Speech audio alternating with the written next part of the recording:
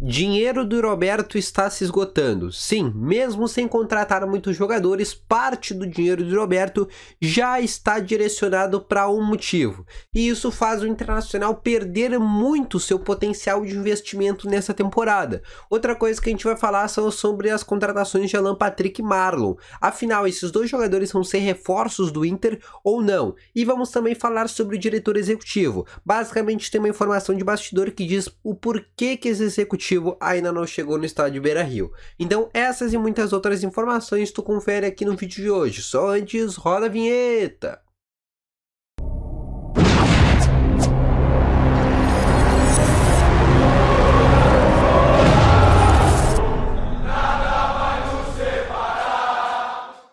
Bom dia, colorados! Vamos atualizar então aqui com as informações do Internacional.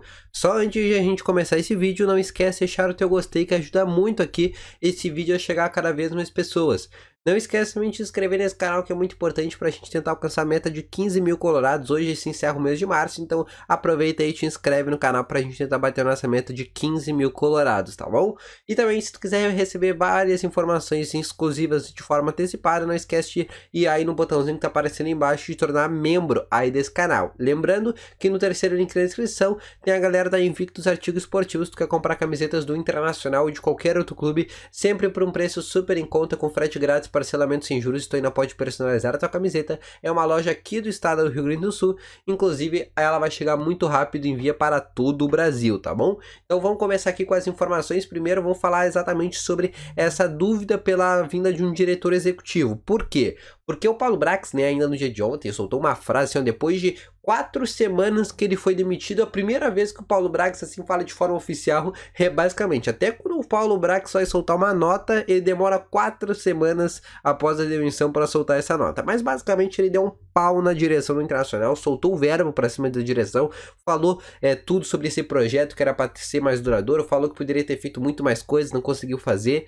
Soltou os leões para a direção do Internacional. Mas a direção está exatamente em busca nesse novo executivo, e tem um fator que faz a direção não trazer neste momento executivo. E sim, é o que a direção pensa, não é o que eu penso, só para deixar claro, tá? E eu acho que é um pensamento um pouco equivocado da direção. Por quê? Porque a direção a informação inclusive é do Lucas Colar. A informação que tem é que a direção só vai trazer um diretor executivo pós-fechamento da janela de transferências. Ou seja, no dia 13 de abril, quando se encerra a janela, né, quando já vai estar fechada a janela de transferências, quando o Inter não vai poder mais trazer jogadores, aí que eles vão trazer um executivo. Porque na visão deles, se eles contratarem nesse momento executivo, o executivo já vai vir pressionado para ter que fazer contratações, a torcida já vai pressionar esse executivo para fazer grandes contratações, ele vai ter pouco tempo para trabalhar, cerca de 10 dias para poder fazer as contratações, e ele não vai conseguir se adaptar bem. Então eles preferem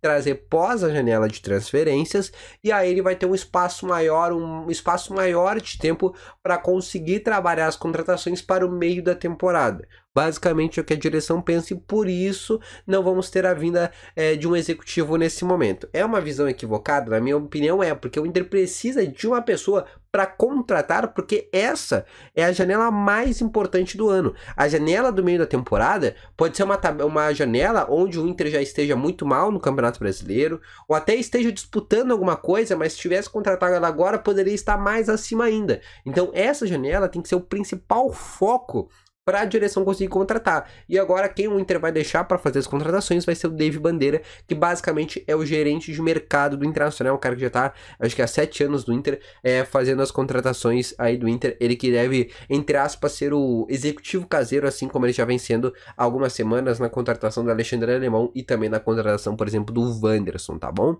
Agora eu quero te falar outra coisa, tá? Que é as dívidas do Internacional. Por quê? O dinheiro do Roberto, boa parte do dinheiro do Roberto, né? Ainda tem uma parte para chegar. O Zenit basicamente já depositou 8 milhões de euros pro Inter. Ainda faltam 12 milhões de euros para chegar pro Internacional, que deve chegar agora nos próximos meses, em função do conflito que acontece entre a Rússia e a Ucrânia. Os bancos russos não podem fazer transferência pro Brasil, por exemplo.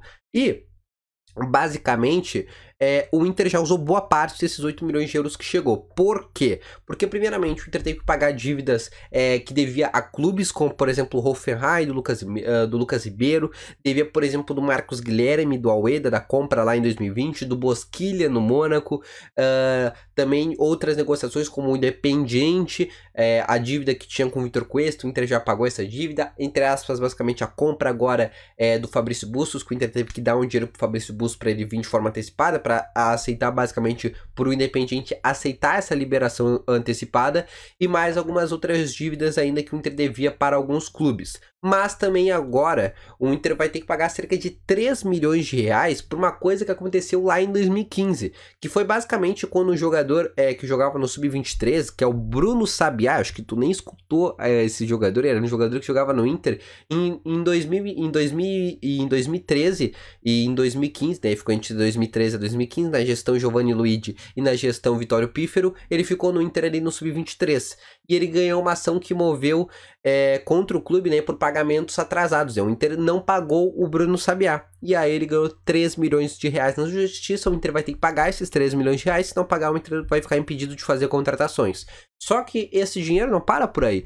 Porque o Inter ainda, ao todo de dívidas de jogadores, por esses mesmos motivos, tem cerca de 3 milhões de euros, cerca de 18 milhões de reais. Isso mesmo, o Inter vai ter que pagar ainda, obviamente contando 18 milhões de reais com esses 3, né? Sem contar esses 3, vira 15 milhões. Então o Inter vai ter que pagar mais boa parte da dívida que tem com o dinheiro do Roberto. E aí o dinheiro do Roberto basicamente vai pro ralo, porque o Inter não vai ter mais poder de investimento, né? Como só chegou 8 milhões até agora do Zenit, o Inter já usou boa parte desse valor para pagar dívidas anteriores de antigas gestões, da gestão Marcelo Medeiros, da gestão Vitório Pífero e também da gestão Giovanni Luigi. Agora o Inter vai ter que pagar mais uma gestão que também é do Giovanni Luigi e também do Vitório Pífero, aí um valor de 18 milhões de reais, até foi publicado no Gaúcho ZH, e é mais um valor que o Inter não vai conseguir usar para fazer contratações. Esse dinheiro, por exemplo, que poderia ser usado, por exemplo, na compra do Bruno Mendes, né?